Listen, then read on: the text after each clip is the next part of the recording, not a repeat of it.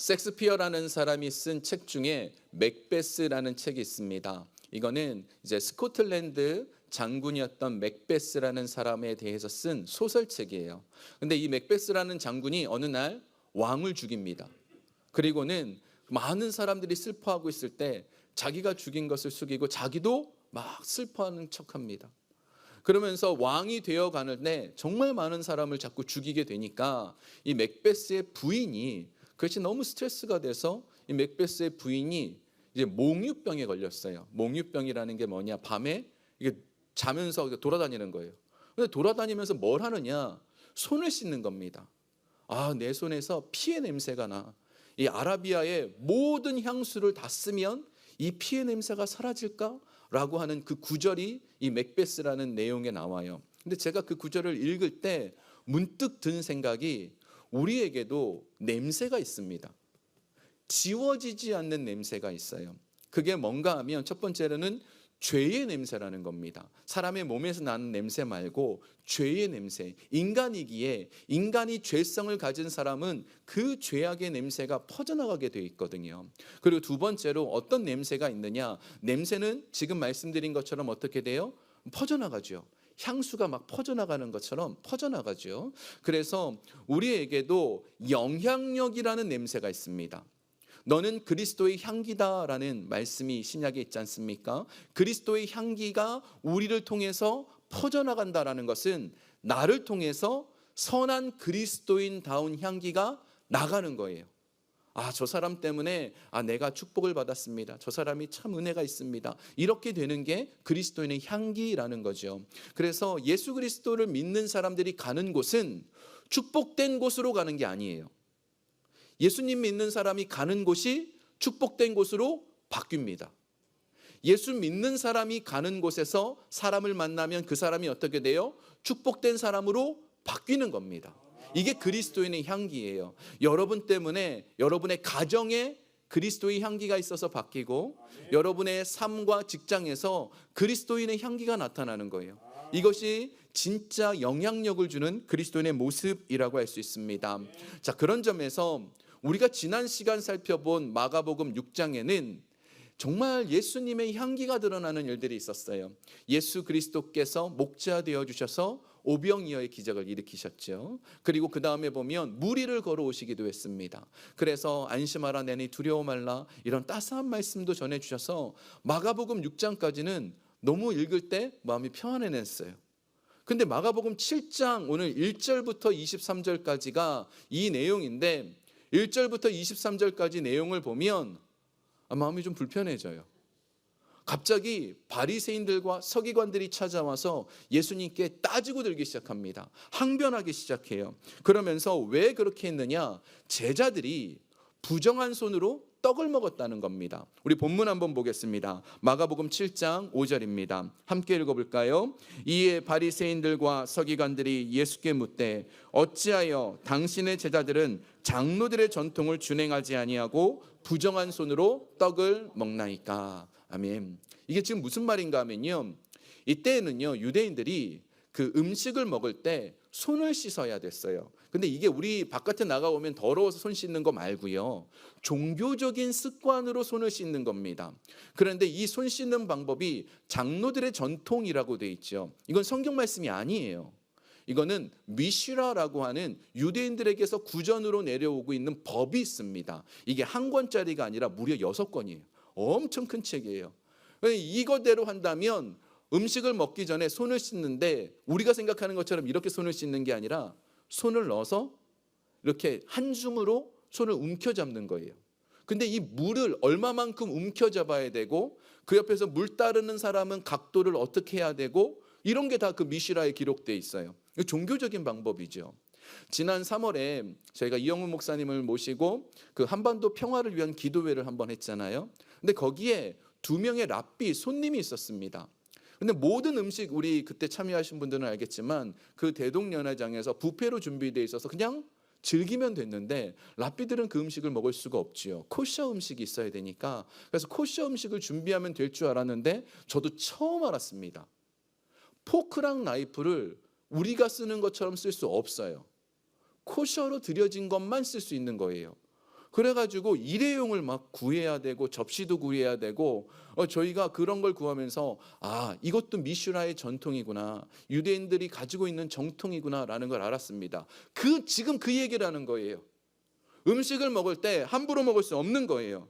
자, 그런데 이걸 왜 만들었을까요? 왜 이 유대인들이 이걸 만들었을까요? 성경에 이게 그 내용이 없어요. 음식 먹을 때 누가 손 씻으란 말이 성경 어디에도 없는 얘기예요. 근데 이거 왜 만들었는가 하면, 모든 사람들은 종교적인 활동을 하면 안도감을 느껴요. 이게 무슨 말인가 하면, 여러분 주일 예배를 이렇게 계속 나오다가 무슨 일이 있어서 주일 예배를 집에서 드린다든지 아니면 못 드린다든지 그러면 여러분 마음이 어떠세요? 불편하죠. 때때로 너무 피곤해서 여기 와갖고 잠으로 시작하는 분들도 계세요. 시작부터 끝까지 주무시는 분들. 괜찮아요. 제가 늘 얘기하죠. 와서 주무셔야 된다고. 와서 주무시면 은혜가 된다고. 근데 그분들이 오셨다가 그러고 가도 또 여기서 지금 저를 바라보고 있지만 딴 생각하는 분도 있잖아요. 그죠? 그렇게 있다 가도 마음에 안도감이 있는 거예요. 이게 지금 종교적인 활동을 하고 있는 거예요. 종교적인 활동은 이 사람에게 안도감을 주는 거죠. 지금 이 사람들도 마찬가지입니다. 그래서 이 사람들이 이렇게 하는 이유가 뭐냐? 자기 만족을 위해서 신앙생활을 하고 있는 것을 지금 예수님께서 오늘 1절부터 23절까지 그것을 책망하고 계십니다. 그러면서 뭘 예로 들고 있냐면, 이 사람들이 하나님을 잘 섬기고 있습니다. 나는 손 잘 씻고 밥 먹고요, 나는 일주일에 2번 금식하고요, 사람들 앞에 난 이렇게 기도 멋지게 합니다 라고 말하지만 정작 이들의 마음속에서 하나님을 제대로 섬기지 않다라는 거예요. 그러면서 예를 든 게 뭐냐? 고르반이라는 제도가 있어요. 그 고르반이라는 게 뭐냐면, 내가 예를 들어서 포도밭이 있는데 나는 이거를 하나님께 드립니다 하고 고르반 하고 드려버리면 부모를 섬기지 않아도 되는 거예요. 부모님들이 연세가 많으면 어떻게 해요? 돈도 드려야 되고 어디 건강도 돌봐드려야 되고 하는데, 내가 고르반 하고 드려버리면 부모를 안 돌봐도 된다라는 게 이 미슈라에 있는 거예요. 근데 이게 문제가 뭐냐면, 고르반하고 포도밭을 드렸잖아요. 언제 드려야 되는지 얘기가 없어요. 그러니까 10년 후에 해도 되고 20년 후에도 해도 돼요. 드려도 돼요. 그러니까 10년 동안 20년 동안 그 포도밭에서 나오는 돈은 다 자기가 가지면서 그 부모를 안 돌봐도 되는 거예요. 이게 지금 이 사람들이 가지고 있는 문제라는 거예요. 진짜 하나님에 대한 마음이 없다라고 얘기하면서 예수님 말씀하시는 게 6절과 7절에 나옵니다. 우리 함께 좀 읽어보겠습니다. 시작. 이르시되 이사야가 너희 외식하는 자에 대하여 잘 예언하였도다. 기록하였으되 이 백성이 입술로는 나를 공경하되 마음으로는 내게 멀도다. 사람의 계명으로 교훈 삼아 가르치니 나를 헛되이 경배하는도다 하였느니라. 겉으로는 하나님을 섬기는 것 같지만 마음으로는 하나님을 제대로 섬기지 않는다라고 얘기를 하는 거죠. 자, 왜 이 성경이 기록되어 있을까요? 마가복음에서 한 사건이 제일 길게 기록되어 있는 게 오늘 내용입니다. 예수님의 십자가와 부활을 제외하고 제일 길게 기록되어 있는 게 이겁니다. 이거 읽으면 여러분 마음이 어떠세요? 전 좀 불편했어요. 너무 찔리는 거예요. 이게 저만 찔릴 줄 알았어요. 우리 성도님들은 다 좀 평안할 줄 알았어요. 저는 너무 찔리는 거예요. 그래서 이게 예수님이 좀 책망하면서 우리를 찔리라고 이렇게 말씀하셨나라는 생각이 들었어요. 근데 이게요, 하나님께서 우리에게 주시는 말씀은 책망이 아닌 거예요. 이 말씀을 가지고 7장 14절에 왜 이 말씀을 주시는지를 말씀하십니다. 우리 7장 14절 함께 읽어보겠습니다. 시작. 무리를 다시 불러 이르시되 너희는 다 내 말을 듣고 깨달으라. 이렇게 살면 안 된다라는 것을 알려주고 싶은 거예요. 진짜 행복의 길로 가게끔 만들어 주시려고 이걸 알려주신 거예요. 이거를 제가 문득 교회를 향해 한번 적용해 봤습니다. 마가복음 6장의 교회는요, 그런 교회인 거죠. 마가복음 6장에 보면 예수님께서 목자 되어 주시고 또 오병이의 기적을 일으켜서 먹이시고 또 이렇게 안심하라 하고 말씀도 따뜻한 말씀해 주시고, 이 마가복음의 6장의 교회 같은 교회가 진짜 교회인 거예요. 막 이런 교회, 따스한 교회가 돼야 되는데 7장에 보니까 이 바리새인들 서기관들 어떡합니까? 계속 비방하고 문제점을 일으키고 너 왜 그러느냐고 뭐 이런 찾아내고 그게 비판만 하는 것이 이 마가복음 7장의 바리새인들의 교회라는 거죠. 근데 이게요, 제가 지금 이 본문을 보면서 이 설교를 준비하면서 일주일 내내 제일 많이 투자한 게 뭐였냐면 도대체 왜 제자들이 그 손 안 씻고 먹었을까라는 거예요. 저는 이게 너무 이해가 안 됐어요. 제자들은 유대인이거든요. 알고 있었단 말이에요. 도대체 왜 손 안 씻고 먹어가지고 예수님한테 이렇게 막 바리새인이 따지게 만들고 이런 막 불편한 일들이 만들어지고 그거 왜 그랬을까요? 제가 고민하고 막 책도 엄청 찾아보고 했는데 어디에도 그런 얘기가 안 나오는데 하나님이 깨달음을 주셨어요. 그게 뭐였냐면 왜 제자들이 손 안 씻고 떡을 먹었느냐? 그럴 수 있는 거예요. 이게 정답이에요. 그럴 수 있는 거예요. 사람은요, 약할 수 있는 거예요. 실수할 수 있는 거예요. 우리 모두는요, 완벽한 사람이 아무도 없는 거예요. 그래서 마가복음 7장의 이 말씀은 니네들 이러고 살면 안 돼라는 것이 아니고 니네가 이해하고 관용하고 받아들일 줄 알아야 된다라는 걸 얘기하는 거예요. 한 20년쯤 전에 제가 지금 아주 기억에 남는 일들이 하나 있었습니다. 분당 우리 교회에 이제 그때 한참 부흥이 되고 있을 때 교회 홈페이지에 누가 게시판에 글을 하나 올렸어요. 그 글 쓴 사람이 익명으로 그 글 쓴 사람의 이름을 잡사라고 해가지고 올렸어요. 그게 집사 말고 잡사. 본인 스스로를 잡사라고 하면서 뭐라고 글을 썼냐면 나는 교회 집사이고 또 그 이찬수 목사님 설교를 들을 때마다 은혜가 되는데 담배를 못 끊는다고. 그래서 나는 잡사일 수밖에 없다고. 이러고 이렇게 글을 올린 거예요. 근데 그 밑에 누가 잡사2라고 하고 올렸어요. 근데 잡사2라고 하고 뭐라고 올렸냐면 힘내세요라고 하면서 그 다음 말이 처칠의 얘기를 집어넣습니다. 처칠이라고 영국의 유명한 수상이 있잖아요. 이 사람이 뭐라 그랬냐면 담배 끊는 건 너무 쉽다고. 나는 평생에 1000번도 끊어봤다고. 이게 무슨 말이죠? 못 끊는다는 거예요. 못 끊는다는 거예요. 1000번 끊는다라는 거는 못 끊는다는 말이에요. 담배 끊기 어렵다라는 거예요. 그러면서 힘내라고. 괜찮다고. 그래서 그때 제가 그걸 보면서 분당 우리 교회가 제대로 되는 길을 가고 있구나. 이걸 가지고 그래 저 사람 잡사야. 뭐 저것도 아직 못하고 있어. 아직 어떻게 교회 다니는 사람이 저렇게 할 수 있어. 이렇게 말하는 것이 아니라 그럴 수 있다고. 그럴 수 있다고. 우리는 죄인이니까 그럴 수 있다고. 우리는 약하니까 그럴 수 있다고. 이렇게 말해주는 것이 마가복음 7장에서 예수님이 우리에게 원하시는 교회라는 거예요. 6장의 은혜를 우리가 누렸잖아요. 6장에서 예수님이 우리를 만져주신 은혜를 누렸잖아요. 그러면 7장에서 그런 걸 볼 때 행하라는 거예요. 근데 왜 그렇게 행동하지 못하느냐? 예수님께서 그 원인을 알려주세요. 왜 우리에게 그런 일을 못하느냐 하면 우리의 생각 속에 악한 것들이 들어가 있기 때문이에요. 우리가 생각하는 게 늘 악하기 때문에 우리 안에는 이런 일들을 못한다라는 겁니다. 그 얘기가 21절과 22절에 나옵니다. 굉장히 중요한 내용입니다. 함께 좀 읽어보겠습니다. 시작.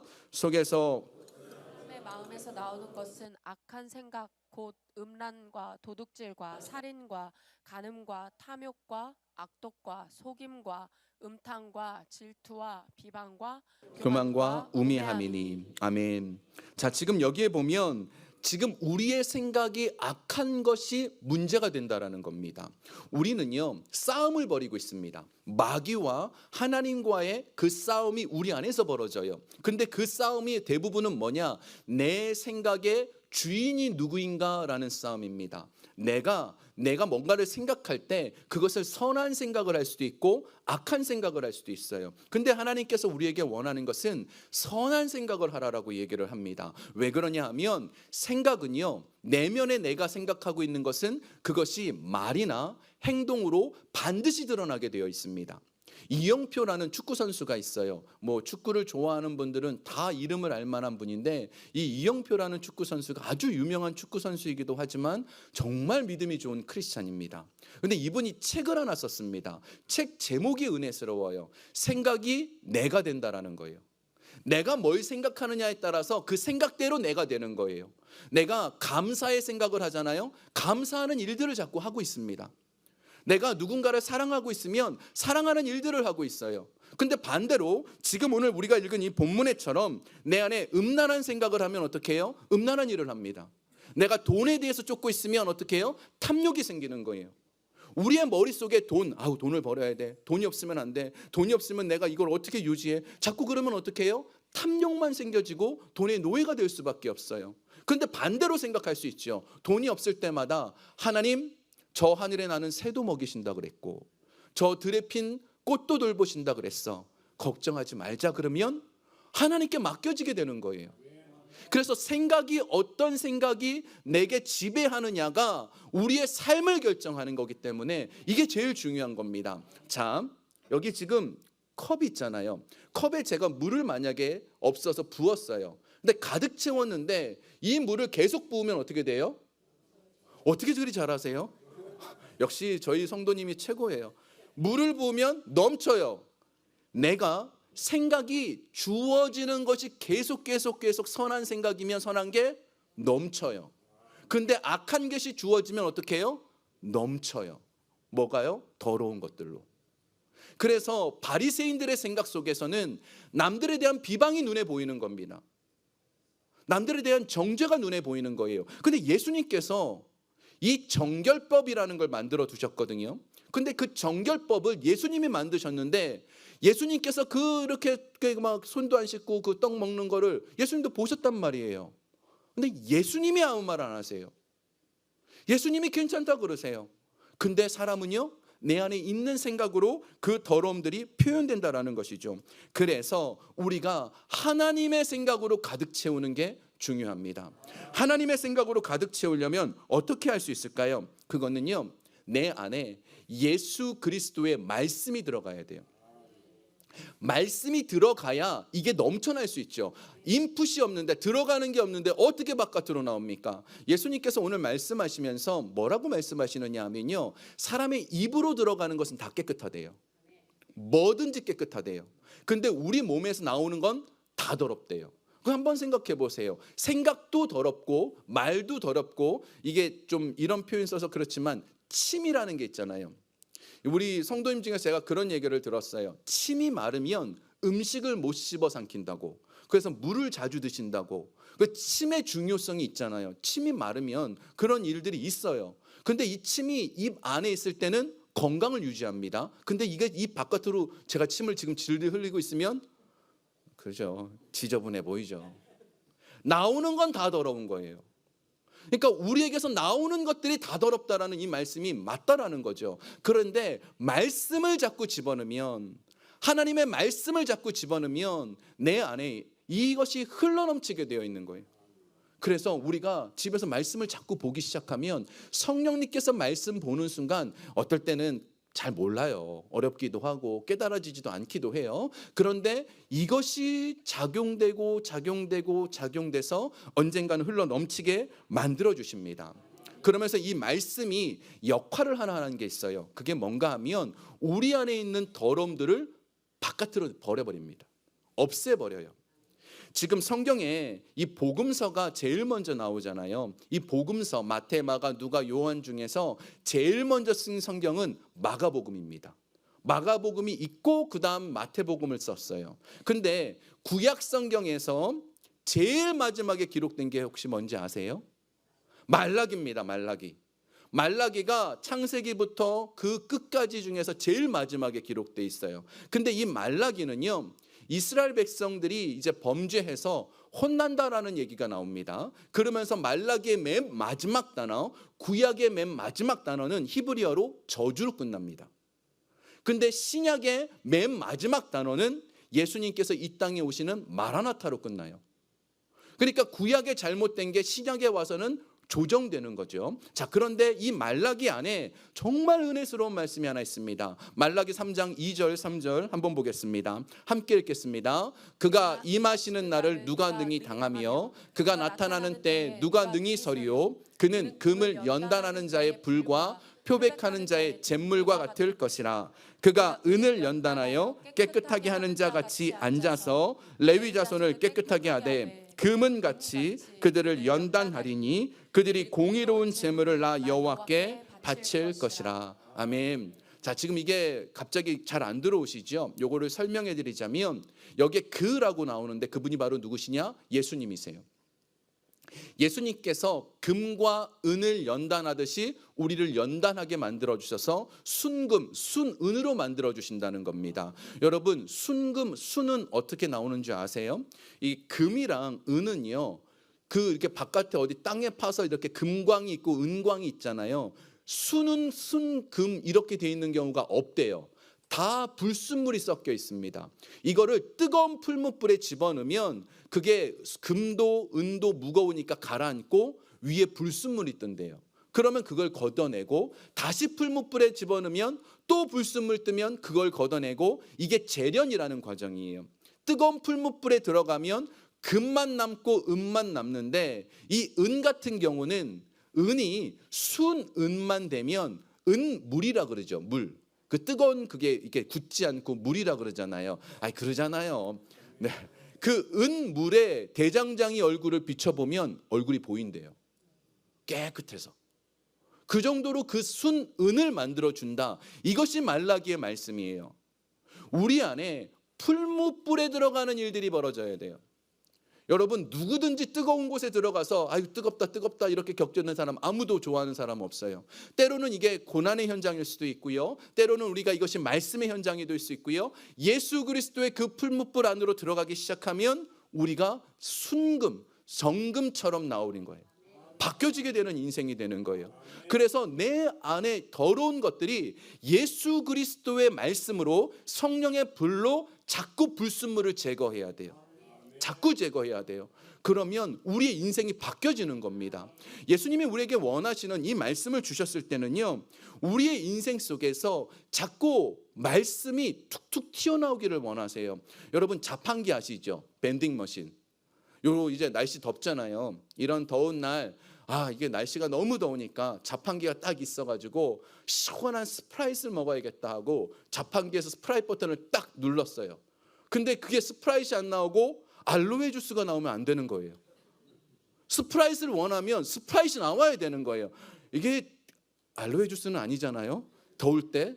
이게 스프라이트이 나와야 되는데 우리 인생도 마찬가지예요. 우리를 툭 건드리면 뭐가 나와야 돼요? 말씀이 나와야 돼요. 그리스도의 향기가 퍼져야 돼요. 근데 툭 건드렸는데 여기 12가지 나오는 더러운 말들이 나오고 비방이 나오고 막 이러면 안 되는 거잖아요. 그런데 그렇게 제거하게 하면 내 안에 하나님으로 가득 채우면 돼요. 하나님만 채우면 돼요. 그러면 바뀌어집니다. 인생이 바뀌어져요. 내 입에서 감사가 나오기 시작할 때 얼굴이 달라집니다. 몸도 건강해지고요, 모든 것이 바뀌어져요. 여러분, 그런 예화 많이 들어보셨잖아요. 우리의 말이 중요하다고. 그래서 뭐 쌀이 있었는데 밥을 해놔가지고 한쪽에는 거기다 계속 그 욕을 하는, 그 쌀에다가 욕을 하는 그 음악을, 그 말을 틀어주고 한쪽에는 계속 축복하는 말을 틀어줬더니 얘는 뭐 좋은 곰팡이가 피고 얘는 시꺼먼 곰팡이 폈다, 뭐 그런 예화들 많이 들어보셨잖아요. 근데 그게 사실이거든요. 우리 입에서요, 여러분 한번 해보세요. 이번 일주일 동안 제가 숙제를 하나 드리려고 그래요. 제가 한국 갔다 와서 제가 한 분씩 다 전화해서 물어보려고요. 숙제 검사를 하려고요. 일주일 내내 감사하다 하루 10번만. 감사하다. 아침에 출근하면서 10번을 하든 집에 와서 10번을 하든 나눠서 10번을 하든 한번 해보세요. 자꾸 감사하다, 축복한다, 사랑한다 그러면 어떻게 해요? 사랑이 되는 거예요. 축복이 되는 거예요. 우리를 툭 눌렀는데 스프라이트이 튀어나오게 되는 거예요. 근데 자꾸 우리 안에 불순물들이 튀어나오게 만들면 안 돼요. 그게 불로써, 풀무불로써 사라지게 만드는 것, 이것이 예수 그리스도께서 우리에게 원하시는 일이라는 거죠. 자, 사도 바울이요, 이 초대교회의 에베소 교인들을 향하여서 말씀하신 게 있어요. 요한계시록에 보면 우리 지난 작년에 한번 살펴봤지요. 요한계시록에 너희가 첫사랑을 버렸다고 책망받은 교회가 있습니다. 너희 첫사랑을 버렸다고. 그 교회가 누구냐? 에베소 교회입니다. 에베소 교회가 너무 잘하는 교회였어요. 그런데 첫사랑을 잃어버렸다고 예수님께서 책망하셨었어요. 근데 이게 오늘의 말씀과 연결이 되는 거죠. 우리에게는 하나님의 은혜가 있어서 처음에 그 은혜가 있었습니다. 첫사랑의 기쁨이 있었을 때 여러분 한번 떠올려 보십시오. 눈물 흘리고 하나님의 은혜를 떠올렸을 때 막 불평이 나오던가요? 막 음란한 생각이 들던가요? 도둑질하고 싶은 마음이 들던가요? 절대 그런 게 없어요. 첫사랑의 은혜가 있을 때는 늘 밴딩 머신에 스프라이트 나오듯이 좋게 나왔어요. 근데 이 첫사랑을 잃어버리니까 우리에게서 어느 순간부터 툭 치면 아우 더워 죽겠다, 배고파 죽겠다, 안 죽어요. 근데 계속 그런 얘기들만 나오는 거예요. 왜 그래요? 이게 우리 안에 첫사랑을 잃어버려서 그래요.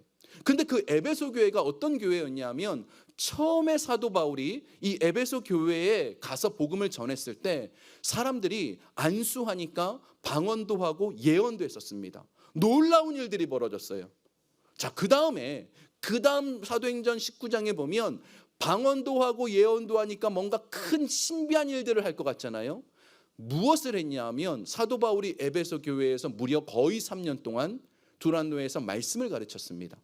하나님의 말씀이 들어갔어요. 근데 이들이 하나님의 말씀으로 변화가 되니까 에베소라는 도시 자체가 변하게 됐는데 이 에베소 사람들은요 뭐에 빠져 있었느냐? 사업을 하든 가정 문제든 건강 문제든 모든 것들이 마술책을 의지했어요.